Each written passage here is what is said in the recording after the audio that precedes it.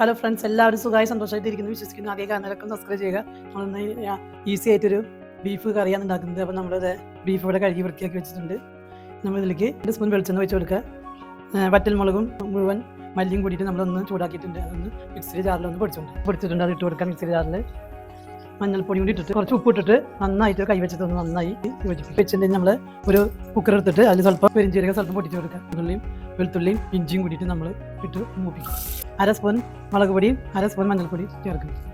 ഈ ബീഫൊക്കെ ഇട്ട് ഒരു 5 മിനിറ്റ് 10 മിനിറ്റ് നേരം നന്നായി വഴറ്റിയിട്ട് ആവശ്യത്തിന് വെള്ളം ചേർത്തിട്ട് ഫ്ലെയിം കുറച്ച് വെച്ചിട്ട് ഒരു 15 മിനിറ്റ് നേരം ബീഫ് വേവിച്ചെടുക്കുക. കുക്കറിൽ നമ്മൾ ഒരു പാൻ എടുത്തിട്ട് അതിൽ 2-3 സ്പൂൺ വെളിച്ചെണ്ണ ചേർത്തിട്ടുണ്ട്. അതിലേക്ക് സ്വല്പം ഉലുവ പൊടിക്കിട്ടുണ്ട്. അപ്പോൾ നമ്മൾ ഇതിലേക്ക് സ്വല്പം 10-20 ചുവന്നുള്ളി നന്നായി ചെറുതായി അരിഞ്ഞത് ഇട്ട് കൊടുക്കുക.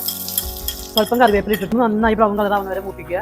ഏറ്റവും അവസാനം മീറ്റ് മസാലയും കൂടി ചേർത്ത് കൊടുത്ത് കഴിഞ്ഞാൽ നമ്മൾ ചുവന്നുള്ളി മൂപ്പിച്ചതും ഉലുവ പൊടിച്ചതും നമ്മൾ ഇതിലേക്ക് ചേർത്ത് കൊടുക്കാം. എല്ലാവരും വീട്ടിലൊന്ന് ട്രൈ ചെയ്ത് നോക്കാം.